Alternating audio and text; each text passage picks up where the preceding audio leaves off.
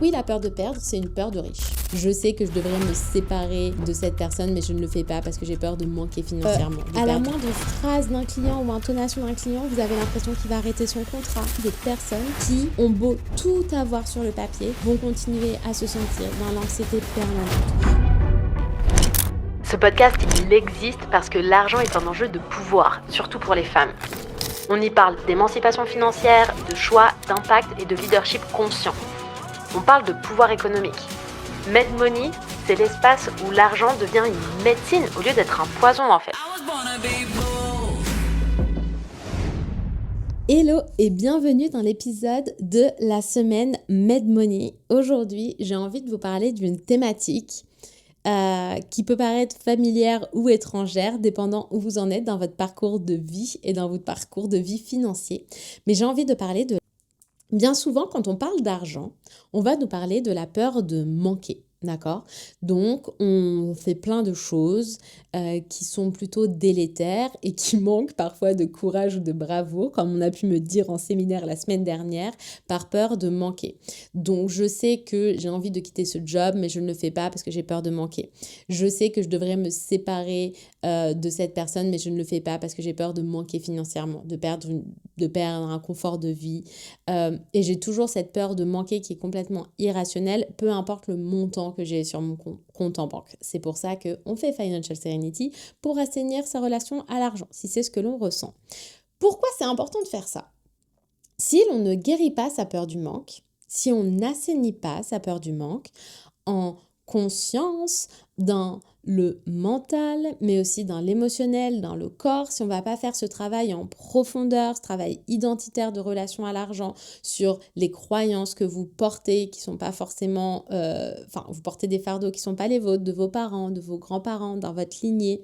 Si vous continuez à évoluer dans une société, à porter les conditionnements de cette société, si vous avez toujours l'impression de ne pas faire ce qu'il faut et donc de ne pas être dans les bons rangs, et que vous, du coup, ne travaillez pas cette relation-là à l'argent, notamment avec cette peur du manque, déjà, bien souvent, vous aurez du mal à prendre des risques qui sont ceux qui rapportent le plus, puisque du coup, vous aurez toujours peur de manquer, vous vous sentirez constamment en insécurité financière. Et le pire de tout, c'est qu'au moment où vous aurez tout ce que vous voulez, où vous, du coup, changerez par exemple de...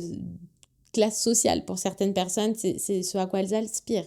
Quand vous atteindrez vos objectifs financiers pour celles qui ont une entreprise, quand vous atteindrez vos objectifs d'investissement pour celles qui investissent, quelqu'un viendra toquer à votre porte et ce quelqu'un-là, ce sera la peur de perdre. Et ça c'est un fardeau qui est bien plus insidieux et inconfortable que la peur de manquer. La peur de perdre, elle est hyper importante parce que elle vient vraiment refléter quelque part, je trouve, une évolution de l'humain en tant qu'espèce, puisque du coup, on a bien évolué, on a bien grandi en tant qu'espèce et en tant qu'humain, mais il y a deux choses que l'on ne veut surtout pas vivre, c'est l'incertitude et c'est perdre ce que l'on a déjà. Et quand vous avez mis beaucoup d'efforts, beaucoup d'énergie, là je pense aux entrepreneurs notamment, quand vous mettez beaucoup d'efforts, beaucoup d'énergie dans votre business pour construire une réputation, pour construire un chiffre d'affaires, pour construire une rémunération, pour construire une équipe, pour bâtir tout ça, au moment où vous l'avez, vous vous retrouvez dans une espèce de spirale mentale et somatique dans le sens corporel, très inconfortable parce qu'en fait vous avez peur de perdre ce que vous avez construit là. Et potentiellement, vous pouvez vous retrouver du coup à avoir un quotidien qui est censé être confortable, qu'il ne l'est plus, puisque à la moindre phrase d'un client ou intonation d'un client, vous avez l'impression qu'il va arrêter son contrat. À la moindre hater qui va se présenter sur vos réseaux sociaux, vous avez l'impression que vous allez perdre votre réputation. À la moindre... chose que votre équipe va vous faire sentir, vous dire, vous remonter, vous avez peur de perdre la personne. Ou alors, vous allez faire tout l'inverse. Vous allez surcompenser, donc faire de l'over-delivery pour ne surtout pas perdre le client, ne surtout pas perdre l'équipe, ne surtout pas perdre la réputation. De là à vous sacrifier, de là à vous perdre. Donc, par exemple, comment ça se matérialise, moi? Qu'est-ce que je vois dans Financial Serenity ou dans mes clientes que j'accompagne en one-one? La peur de monter ses tarifs. Un grand classique. Si j'augmente mes tarifs, je vais perdre ma clientèle. Si j'augmente mes tarifs, les personnes qui voulaient travailler avec moi avant vont se dire que je suis plus accessible et donc du coup que j'ai pris la grosse tête, donc du coup je ne le fais pas. Sauf que vous voyez bien que ça c'est délétère parce que dans le développement de votre activité, dans le développement de qui vous êtes, forcément vos tarifs évoluent au bout d'un moment parce que vous ne pouvez pas avoir des tarifs similaires sur 1 an, 2 ans, 3 ans quand vous êtes dans la prestation de service parce que ça voudrait supposer que vous ne vous êtes pas amélioré par votre expérience, par potentiellement des formations que vous avez pu faire, par vos compétences. Donc forcément, vos compétences continuent de grandir, donc vos tarifs évoluent avec vous. Ça, c'est la première chose. Va y avoir un moment où il y a un plateau, d'accord, où les tarifs, ils n'ont pas évolué plus que ça parce que du coup, la valeur ne grandira plus potentiellement. Évidemment, vos tarifs continueront quand même d'évoluer par l'inflation et par le coût de la vie qui fait que une entreprise, pour rester rentable, compétitive, concurrentielle, continuer à payer correctement les prestataires avec qui elle travaille, les collaborateurs avec qui elle travaille, forcément qu'elle doit faire une augmentation des prix pour réévaluer les prix et les coûts qui à elle-même lui sont imposés, d'accord? Donc forcément vos prix vont évoluer. Donc ça se matérialise dans la plupart des cas, en tout cas chez mes clientes, c'est comme ça que je le vois. Et donc, dans ce sous-jacent-là, si en plus on n'a pas avant travaillé notre peur de manquer, etc., on va vraiment tomber dans des spirales de « Oh là là, mais si j'augmente mes prix, plus personne ne va m'aimer. Si j'augmente mes prix, je vais perdre tous mes clients. Et donc, du coup, je vais perdre toute mon activité. Et donc, je vais vivre sous un pont, etc. etc. » Donc, cette peur de perdre, je trouve qu'on n'en parle vraiment pas beaucoup parce qu'on va dire que c'est un problème de riche.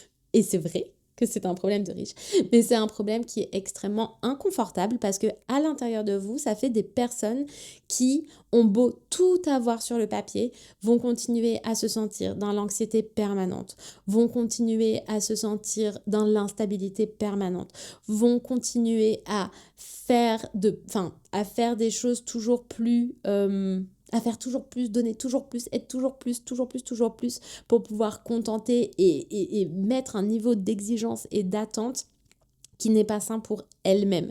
C'est vraiment... en fait, ça dessert tout le monde dans la barre, d'accord? C'est pas bon pour l'entrepreneur qui le vit. Du coup, ça va teinter ses décisions.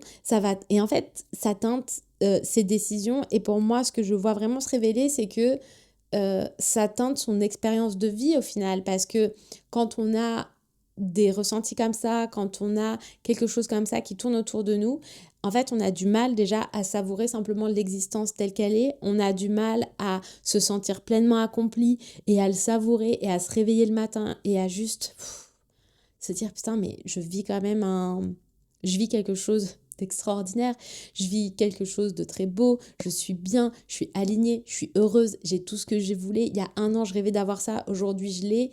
Et du coup, quand est-ce que ce sera assez ? Ça teinte l'expérience de vie parce que vu que émotionnellement on n'est pas bien, souvent on a du stress chronique qui vient se mettre. Donc si on a du stress chronique, on va avoir une incidence sur notre santé. Ça peut être des problèmes hormonaux au niveau de la thyroïde, au niveau des hormones féminines. Ça peut être au niveau digestif, ça peut être au niveau des maux de tête, ça peut être plein de choses qui viennent se mettre au niveau du dos, des épaules, etc. Et en fait, je trouve ça très dommage parce qu'il faut se rappeler que l'on entreprenne ou pas, on est venu sur cette planète pour profiter de l'expérience de vie. Donc évidemment que quand dans le sang on est challenger, on est performeur, on a envie d'avoir des résultats de plus en plus grands, de plus en plus beaux, etc. Mais par contre, à quel prix on veut ça ? On n'a pas envie de se sacrifier là-dedans, on n'a pas envie de se perdre là-dedans, on n'a pas envie de ne pas savourer ça en fait, tout simplement. Je pourrais vous donner d'autres mots, d'autres explications, mais il y a des moments où les mots les plus simples sont les plus justes et je pense que ça en fait partie. Donc la peur de perdre, c'est vraiment quelque chose pour moi qui est l'antagoniste de la peur de manquer. Souvent quand on a la peur de perdre, c'est qu'on n'a pas initialement dans son parcours de vie financière travaillé cette peur de manquer et donc du coup elle s'est transformée en peur de perdre. Donc concrètement, qu'est-ce que je fais? La première chose à faire quand je suis dans cette peur et dans cette anxiété, c'est de ramener du rationnel. Ça, c'est la première chose. Donc c'est de dire, ok, là je suis dans l'angoisse, dans l'anxiété, je suis dans la peur de perdre. Est-ce que je peux juste regarder sur le papier les faits actuels?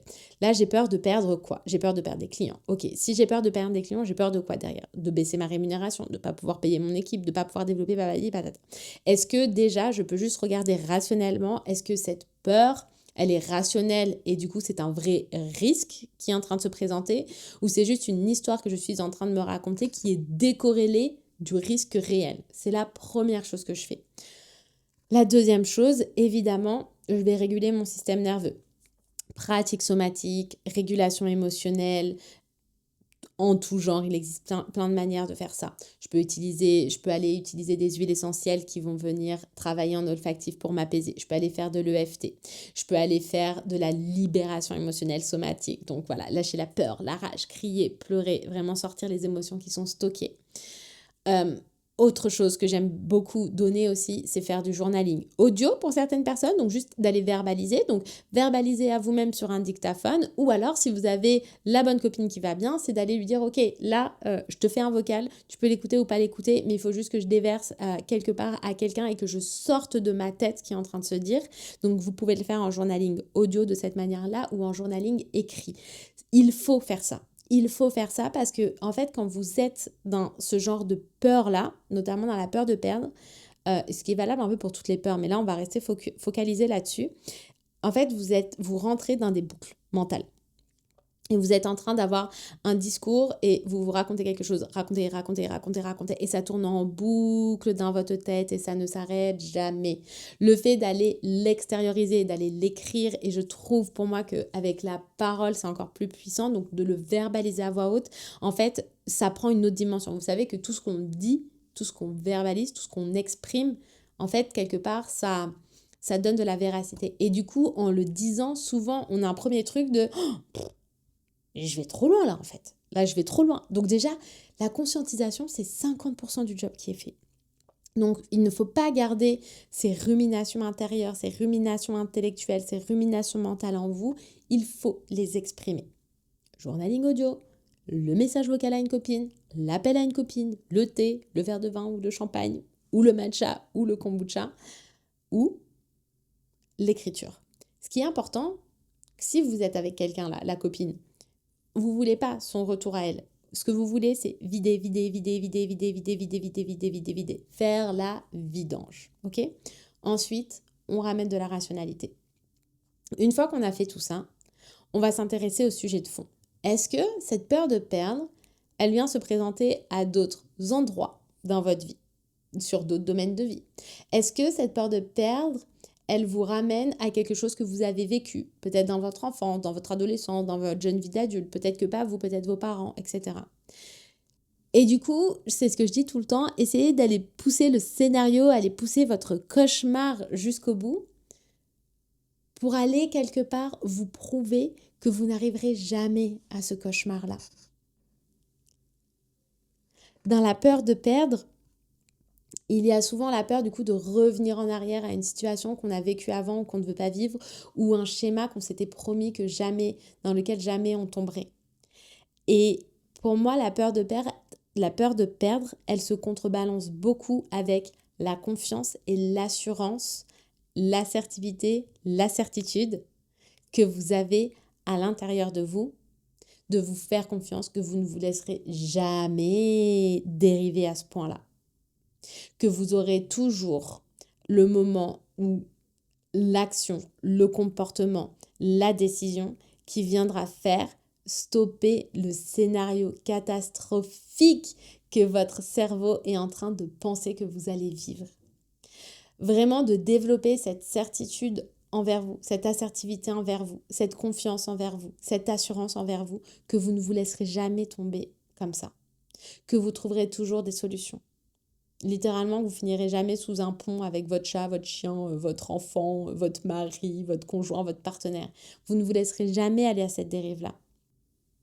Et parfois, c'est perdre un statut social que vous avez obtenu, etc. Mais encore une fois, allez faire l'inverse, l'antagoniste de « mais en fait, aujourd'hui, je sais que je ne me laisserai jamais tomber là-dedans, en fait.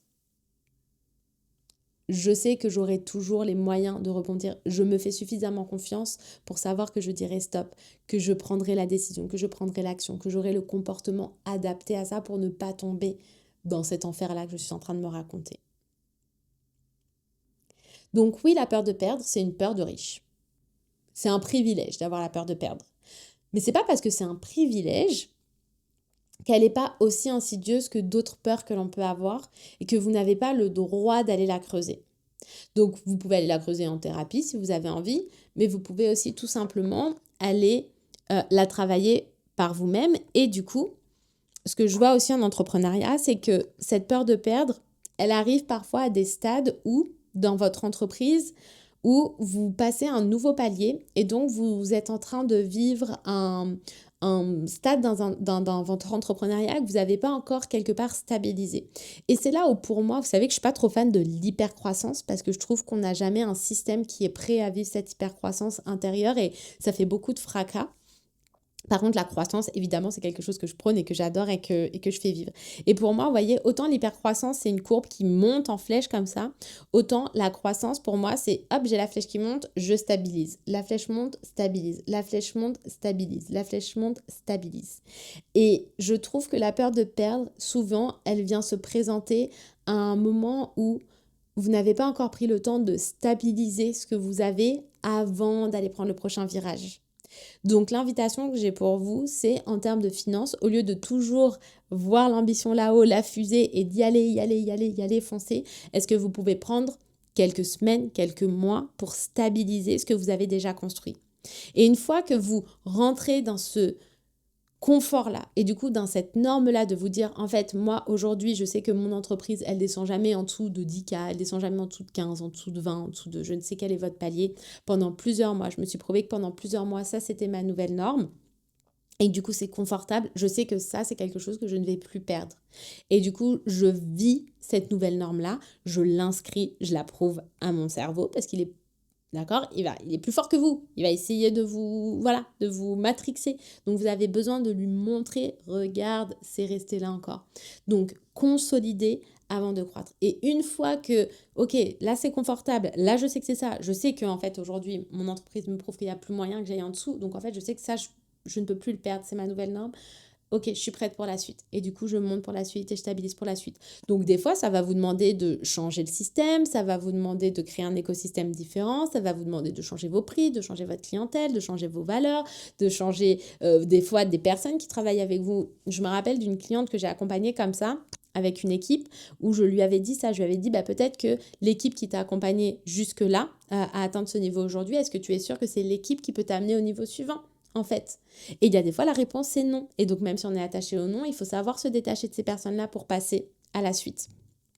Et du coup, on va travailler sur le fait d'être méchante, le fait de tout un fantasme que l'on s'était créé. Donc oui, ça demande un peu de déconstruction, mais c'est essentiel pour vous, votre stabilité interne, et pour la pérennité de votre entreprise aussi. D'accord? Donc, pour moi, la peur de perdre est tout aussi insidieuse que la peur de manquer et elle fait beaucoup plus de fracas puisque dans les incertitudes de l'humain, par nature, il y a la peur de ce que l'on ne connaît pas, donc de l'inconnu et cette peur de perdre. Donc c'est quelque chose qui est important à travailler, qui est important à traverser et vous avez bien compris que quand on parle de peur, de croyance et de tout ce que je vous raconte à propos de la finance en réalité et de l'argent, en réalité on parle toujours de travail identitaire. Donc avant de faire quoi que ce soit, c'est le qui est important. Qui je suis, depuis quel espace, comment je suis construite, est-ce que je suis suffisamment solide? Et ce genre de peur, pour moi, elle vient révéler une fragilité à l'intérieur de vous qui est nécessaire d'aller consolider si vous avez de grandes aspirations, de grandes ambitions et que vous voulez poursuivre votre chemin. D'abord on consolide, ensuite on se sent solide et après on va là où on a envie d'aller, là où on est amené à aller, puisque j'ai envie de vous dire que sky is not even the limit. Ok ? Voilà ce que j'avais envie de vous apporter aujourd'hui. J'espère que cet épisode vous aura plu. Quant à moi, je vous retrouve la semaine prochaine dans un nouvel épisode de Med Money. Je vous embrasse et je vous dis à très vite. Ciao, ciao!